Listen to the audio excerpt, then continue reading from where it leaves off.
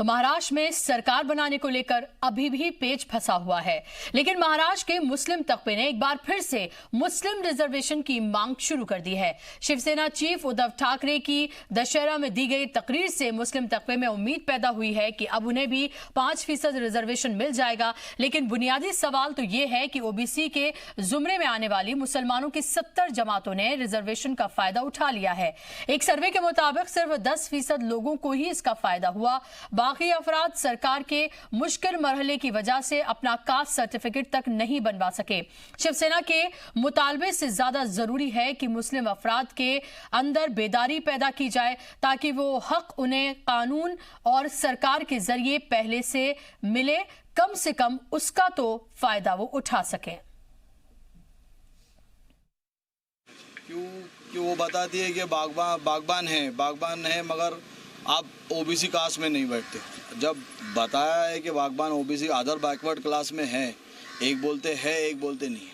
जब हम caste certificate बनाने जाते हैं तो हम लोग को सवाल किया जाता है कि भाई आप 1967 से पहले का प्रूफ ले आओ, तब हम आपको कास्ट सर्टिफिकेट देंगे।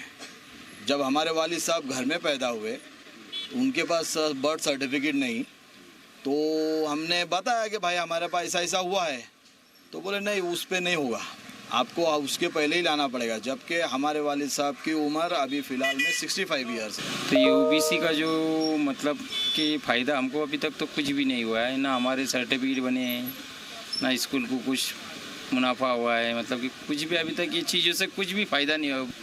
तो ये सब बनाने में बहुत दिक्कत हो जाती है, मतलब कि और लोग निस्ता आ जाओ कल आओ ऐसा बोल के बात को टाल देते हैं। मतलब कि इसी वजह से अभी तक तो हमारे कुछ ऐसे फॉर्म बने नहीं, कुछ भी ये हुआ नहीं, मतलब कि इसका फ़ायदा हमको।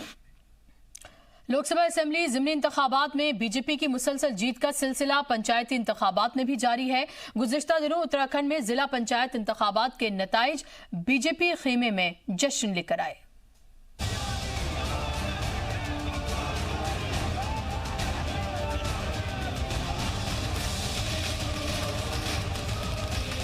उत्तराखंड में जिला पंचायत इंतखाबात के नतीजे बीजेपी के लिए जश्न बनाने का मौका लेकर आए हैं। 12 में से 9 जिलों में कमल खिला, लिहाजा बीजेपी कारकुनान ने जमकर जश्न मनाया। पिथौरागढ़ में बीजेपी की दीपिका बोरा बिला मुकाबला मुंतखब की गई। नैनीताल में बीजेपी की बेला तोलिया बिला मुकाबला मुंतखब हुई। उधम सिंह नगर में बीजेपी की रेणु गंगवार ने बिला मुकाबला मुंतखब जीत हासिल की। चंपावत में बीजेपी की ज्योति राय ने भी बिला मुकाबला जीत दर्ज की। इसके अलावा रुद्रप्रयाग में बीजेपी की अमरदेई, देहरादून में बीजेपी की मधु चौहान, बागेश्वर में बीजेपी की बसंती देवी, टिहरी में बीजेपी की सोना सजवाण, इन सभी ने कामयाबी हासिल की। पौड़ी में भी बीजेपी की शांति देवी जिला पंचायत सदस्य का इंतखाब जीतने में कामयाब रही। इंतखाबी नतीजों को बीजेपी सरकार पर आवाम का यकीन करार दे रही है। माननीय मुख्यमंत्री जी के नेतृत्व में, त्रिवेंद्र सिंह रावत के नेतृत्व में जो उसका शानदार काम है, उसका नतीजा है कि सभी जिलों में भारतीय जनता पार्टी इतने प्रचंड बहुमत के साथ ब्लॉकों में और जिला पंचायतों में जीत करके आई। देहरादून की महत्वपूर्ण जिला पंचायत की सीट को भारी मतों से, ऐतिहासिक वजह से हम कहेंगे, ये भारतीय जनता पार्टी के कार्यक्रमों की जीत है। और जो नारा मोदी ने दिया था कि सबका साथ, सबका विकास और सबका विश्वास, सबके विश्वास को जीतने का काम भारतीय जनता पार्टी ने किया है। जिला पंचायत इंतखाबात में कांग्रेस के खाते में महज 2 सीटें आई। चमोली में कांग्रेस की रजनी भंडारी और अल्मोड़ा में उमा बिष्ट ने जीत दर्ज की, जबकि उत्तरकाशी में आजाद उम्मीदवार दीपक बिलजवाड़ ने जीत दर्ज की। और इस जीत के बाद कांग्रेस के लीडर बीजेपी सरकार की उल्टी गिनती शुरू होने का दावा कर रहे हैं। भंडारी प्रभावी नहीं है, राजेंद्र भंडारी के कांग्रेस जन प्रभावी है, कार्यकर्ता प्रभावी है, जिन्होंने रात दिन सोए नहीं, खाए नहीं और पूरे कांग्रेस के प्रत्याशी को जिताने में अपनी जान लगा दी। चाहे हमारे नेता हैं, चाहे हमारे कार्यकर्ता हैं, चाहे हमारे प्रदेश स्तर के लोग हैं, पूरे कांग्रेस ने एकजुट होकर के काम किया है। मैं उन सभी लोगों का बहुत ही आभार व्यक्त करना चाहता हूँ, धन्यवाद। एक शुरुआत हो गई 32 साल के धाम से और बीजेपी की उल्टी गिनती शुरू हो चुकी है। नतीजों के बाद हर किसी की अपनी तशखीस है और हर कोई अपने तरीके से बयानबाजी भी कर रहा है। बीजेपी अब 2022 में भी कामयाबी का ख्वाब देखने लगी है। जबकि कांग्रेस ने बीजेपी पर सरकारी मशीनरी के बेजा इस्तेमाल का इल्जाम लगाया है। अब देखना होगा कि इन नताइज के बाद दोनों कौमी पार्टियां मिशन 2022 के लिए कैसे हिकमत अमली बनाती हैं और तंजीम सतह पर दोनों पार्टियों में कैसी हलचल रहती है। ब्यूरो रिपोर्ट, जी मीडिया। दिल्ली के सीएम अरविंद केजरीवाल ने 100 नई क्लस्टर बसों का इफ्तिताह किया है। दिल्ली सरकार ने खवातीन के लिए बसों में सफर को मुफ्त कर दिया है, जिसकी वजह से बस मुसाफिरों की तादाद में इजाफा हुआ है। दिल्ली की आवाम लगातार ये मांग कर रही थी कि बसों की तादाद बढ़ाई जाए, जिसका वादा सीएम केजरीवाल ने किया था। हुकूमत तकरीबन 3000 और बसों को लाने की कोशिश वो कर रही है। राजघाट बस डिपो पर सीएम अरविंद केजरीवाल ने 100 नई क्लस्टर बसों का इफ्तिताह किया। इस मौके पर केजरीवाल के साथ डिप्टी सीएम मनीष सिसोदिया और ट्रांसपोर्ट वजीर कैलाश गहलोत भी मौजूद रहे। बसों में कई तरह के दीगर सहूलियात भी फराहम की जा रही हैं। सीसीटीवी के साथ माजूर लोगों के लिए हाइड्रोलिक लिफ्ट, जीपीएस, मार्शल वगैरह का भी इंतजाम किया जा रहा है।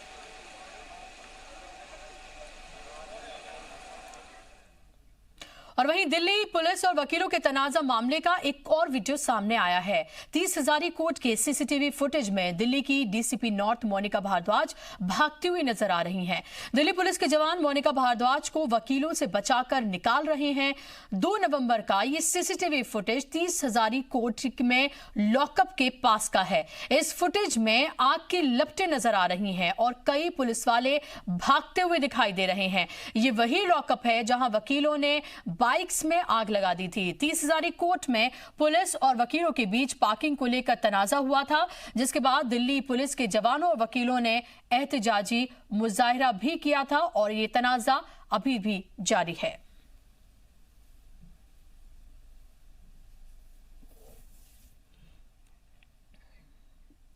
हज 2020 के लिए फॉर्म जमा करने की आखिरी तारीख 10 नवंबर है, यानी कि सिर्फ 2 दिन ही बचे हैं। लेकिन इस बार फॉर्म में भारी गिरावट देखने को मिल रही है। अब तक सिर्फ 1,10,000 लोगों ने ही हज के लिए फॉर्म जमा किए हैं, जबकि हज कमेटी ऑफ इंडिया का कोटा ही 1,40,000 का है, यानी कि 30,000 उस कोटे से भी कम है। हर साल फॉर्म जमा करने वालों की तादाद 3 लाख तक पहुंच जाती थी, लेकिन इस बार कमी से हर कोई हैरान है। कई जानकार इसे हज फॉर्म जमा करने के अमल को पूरी तरह से ऑनलाइन होने को जिम्मेदार मान रहे हैं, तो कई मंदी के असर के तौर पर भी इसको देख रहे हैं।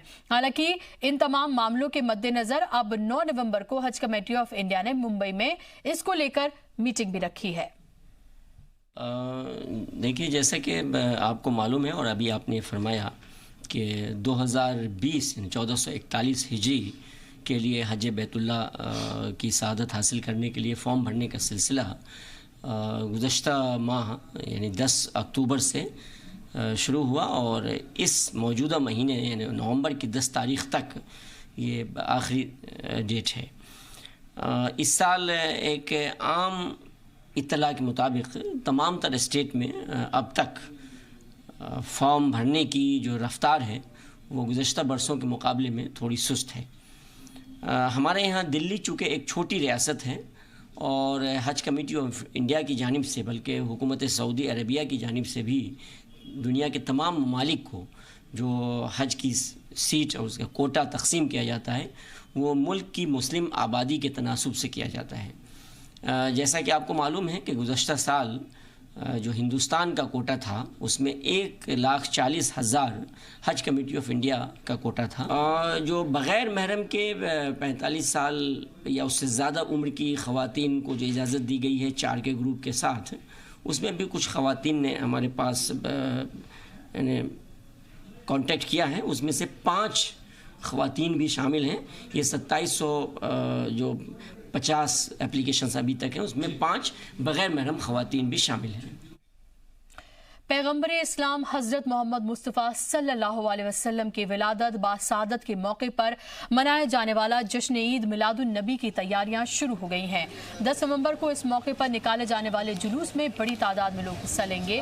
इसके लिए अभी से ही लोग तैयारियों में मसरूफ़ हैं। लोग जश्न ईदुल मिलादुन नबी बड़े ही धूमधाम के साथ मनाते हैं और जुलूस मोहम्मदी का भी इनेकाद करते हैं। जम्मू के राजौरी ज़िले में 10 नवंबर को जश्न ईदुल मिलादुन नबी का जुलूस निकाला जाएगा। इस जुलूस की मुनासबत से हर जगह लोग तैयारियों में मसरूफ हैं।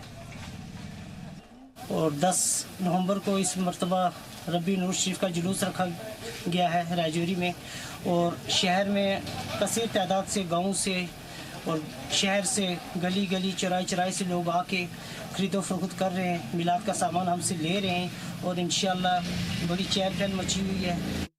पंजाब के साबिक वजीर और कांग्रेस एमएलए नवजोत सिंह सिद्धू को करतारपुर कॉरिडोर के इफ्तिताह में शामिल होने की सशर्त इजाजत मिल गई है। वजारत खारजा ने कल यानी कि 9 नवंबर यानी कि आज कल के दिन सिद्धू को कॉरिडोर के रास्ते की करतारपुर जाने की शर्त के साथ उनको इजाजत दे दी है। कल सिद्धू करतारपुर कॉरिडोर से ही वहां पर जाएंगे।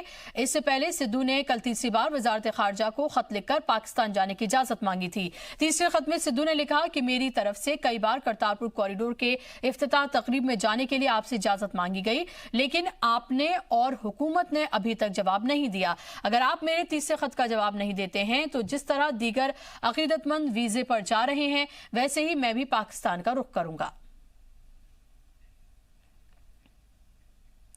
अयोध्या पर सुप्रीम कोर्ट के फैसले से पहले मरकजी हुकूमत अलर्ट हो गई है। अयोध्या में 4000 इजाफी फोर्स भेजने का फैसला किया गया है। वजारत दाखिला ने यूपी समेत सभी रियासतों को अलर्ट रहने को कहा है। उत्तर प्रदेश में पैरामिलिट्री फोर्स 18 नवंबर तक तैनात रहेगी। 12 हसास जिलों में आरएएफ की 10 कंपनियां तैनात रहेंगी। अयोध्या में ड्रोन से सिक्योरिटी निजाम की निगरानी की जा रही है। इस बीच उत्तर प्रदेश के वजीर आला योगी आदित्यनाथ ने भी सभी जिलों के डीएम और एसपी के साथ वीडियो कॉन्फ्रेंसिंग के जरिए मीटिंग की और कानूनी निजाम को लेकर हिदायत जारी की। 4 दिन से एहतजाज कर रहे दिल्ली के वकीलों के साथ आज यूपी बार काउंसिल के वकील भी हड़ताल पर रहेंगे।